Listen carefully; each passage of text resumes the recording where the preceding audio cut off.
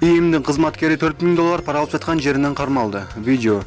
Ички иштер органынын кызматкери пара алып жаткан жеринен кармалды. Бул туурасында экономикалык кылмыштуулукка каршы күрөшүү боюнча кызматынан билдирди.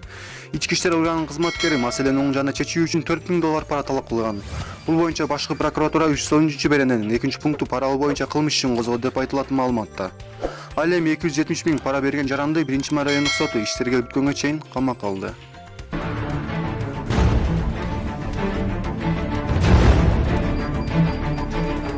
Сколько? 270. Где вас на какой?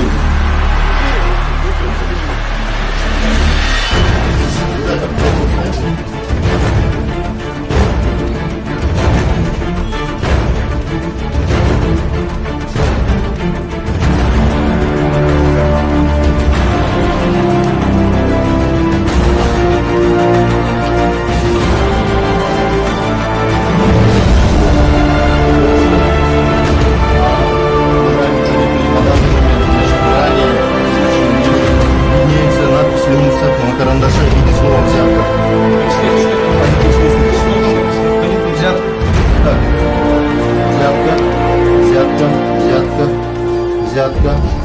Взятка. Понятые видите, да?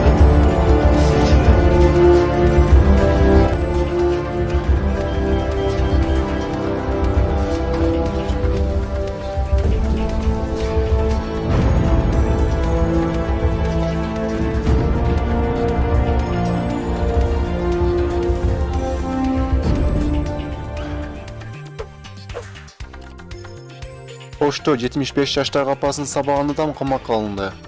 Ош шаардык ички иштер башкармалыгынын нөмөт бөлүмүнө 26-июнь күнү Ош шаарынын Абжалов көчөсүндөгү жашоочулардан маалымат келип түшкөн. Анда аталган көчөнүн тургуну өзүнүн карыган энесин ыйлатып уруп жатканы айтылган. Окуя болгон жерге барган Ош шаардык ички иштер башкармалыгынын оперативдик тергөө тобу аталган көчөнүн үйлөрүнүн биринен жашоочусу 43 жаштагы Сылкычка эне кармашкан. Ал өзүнүн 75 жаштагы энесин мас абалда ур токмокко алгандыгы маалым болду. Апасынын көрсөтмөсүнө караганда баласы анын таянып жүргөн таягын колунан жулуп алып апасын сабаган.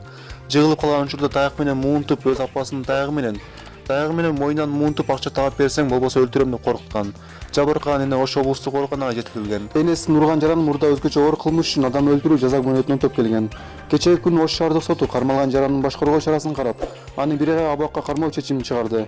Ош шаардык ички иштер башкармалыгынын тергөө кызматы тарабынан Кыргыз Республикасынын кылмыш жаза кодексинин 234-беренеси хулиганчылык беренеси менен кылмыш иши козголду.